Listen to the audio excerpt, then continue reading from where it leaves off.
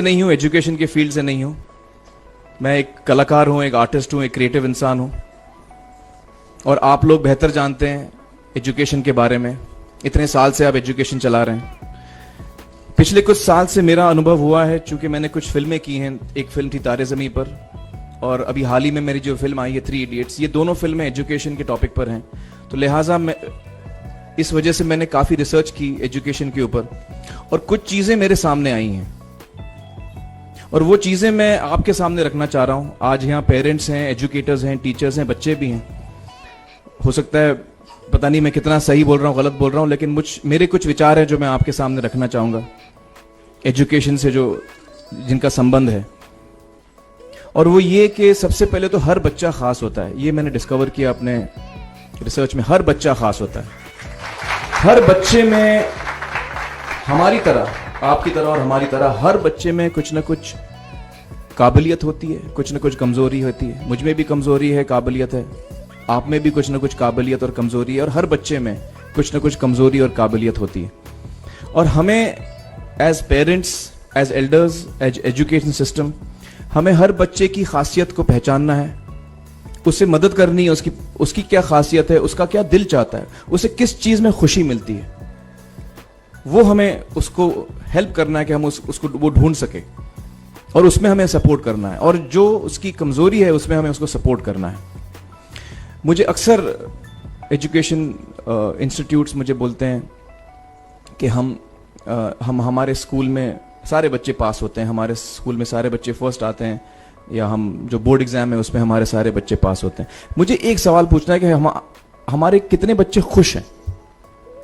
सबसे बड़ा सवाल मेरा ये है, how many of our children are happy? और वो जो हैप्पीनेस क्वोशेंट है ना, वो मेरे लिए सबसे अहम है। क्योंकि देखिए, पढ़ाई लिखाई तो हम सीख ही लेते हैं। जब मुझे कोई चीज सीखनी होती है तो मैं कुछ ना कुछ करके सीख ही लेता हूं। हमारी फिल्म 3 इडियट्स जब रिलीज होने वाली थी, रिलीज से पहले हमने कई स्क्रीनिंग्स रखे थे, टेस्ट स्क्रीनिंग जिसको हम कहते हैं, जिसमें कि हम ऑडियंस, जैसे आप लोग हैं, उनको बुलाते हैं, फिल्म दिखाते हैं, उनसे पूछते हैं कि फिल्म कैसी लगी। ऐसे एक टेस्ट स्क्रीनिंग हमने किया था। बंबई में एक फैक्ट्री में कारीगर लोग काम करते हैं, तो करीब 25-30 कारीगर आए थे उस स्क्रीनिंग में। स्क्रीनिंग के बाद उनका एक कारीगर था, उसने मुझसे एक सवाल पूछा। उसने मुझसे ये पूछा, आप लोगों ने फिल्म देखी है 3 इडियट्स? उसमें उसने मुझे एक सवाल पूछा जो बहुत कमाल का सवाल था। उसने मुझे ये सवाल पूछा कि सर, पिक्चर के अंत में हमें पता लगता है कि आप तो रणछोड़ दास थे ही नहीं, रैंचो तो थे ही नहीं आप, तो सर्टिफिकेट तो आपको मिला नहीं, वो तो जावेद जाफरी को मिल गया। तो आप इतने बड़े साइंटिस्ट कैसे बन गए? इतने बड़े पेटेंट्स, 400 पेटेंट्स, जापानी लोग आपके पीछे पड़े हैं, तो आपको सर्टिफिकेट तो मिला नहीं, तो आप इतने बड़े साइंटिस्ट कैसे बन गए? बहुत ही अहम सवाल है ये, बहुत ही इंपॉर्टेंट सवाल है। और ये जो मुद्दा है उसके हार्ट में जाता है ये, कि जब मैं एग्जाम के लिए रट के जवाब देता हूं और वो जवाब में मुझे नंबर मिलते हैं और मैं पास हो जाता हूं, तो मेरे हाथ में एक पर्चा आता है जो मुझे कहता है कि मैं पढ़ा लिखा हूं। लेकिन वाकई में पढ़ा लिखा हूं या नहीं, ये अभी तक हमको श्योर मालूम नहीं है। लेकिन जब आप नॉलेज चाहते हैं कि आपको मिले, विद्या मिले आपको, तो फिर वो कागज का मायने कुछ होता नहीं है। तो मैंने उसको जवाब में 2 सवाल पूछे। मैंने बोला उसको कि भैया, आपको क्या लगता है मैं अच्छा एक्टर हूं? उसने बोला हाँ, देश भर में आप सब लोग मानते हैं आपको, आप अच्छे एक्टर हैं। मैंने उससे कहा कि भैया, मेरे पास कोई सर्टिफिकेट नहीं है जो कहता है कि मैं अच्छा एक्टर हूं।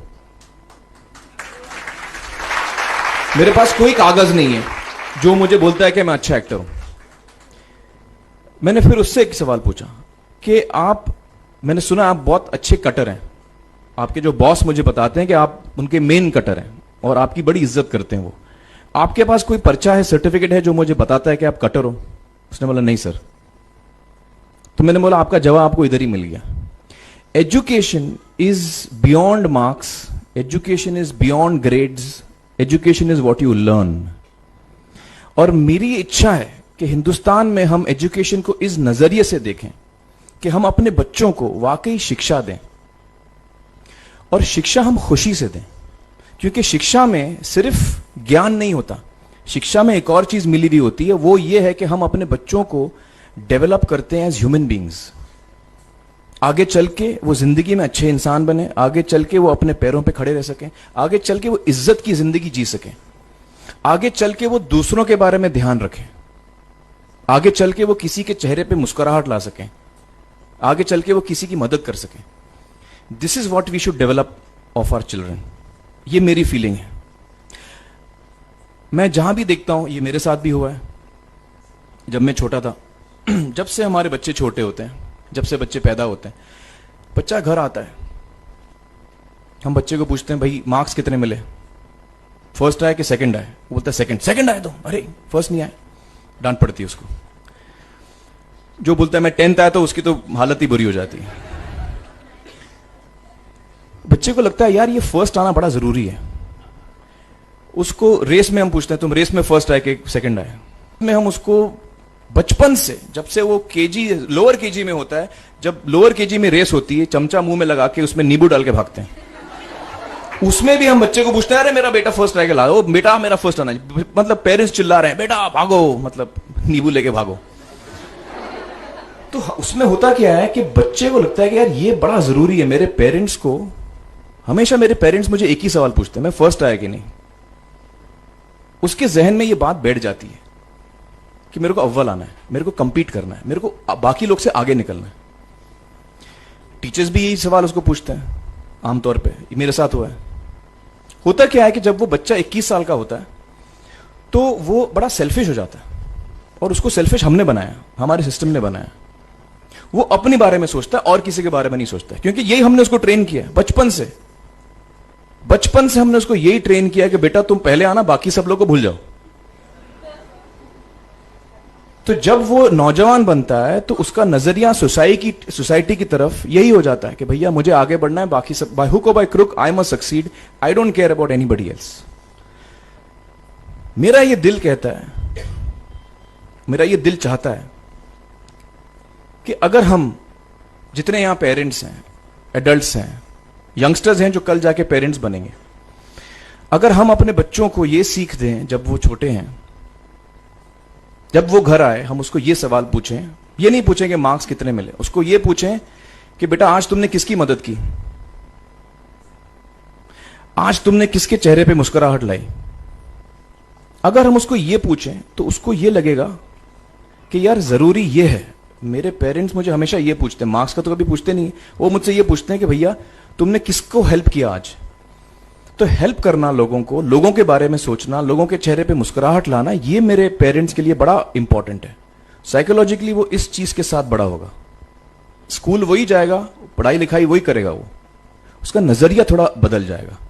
जब वो बच्चा नौजवान बनेगा, 21 साल का होगा, और सारे बच्चे उस उम्र के जब 21 साल के होंगे, हमारी सोसाइटी चेंज हो जाएगी।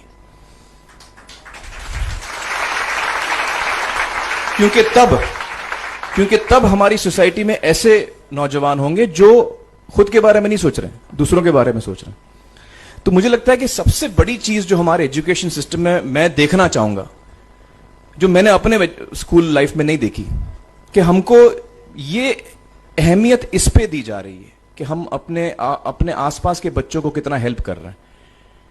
ये एक बहुत बड़ी तब्दीली अगर आ जाए तो मुझे लगता है कि हमारा देश बहुत सुधर सकता है, बहुत बदल सकता है। हम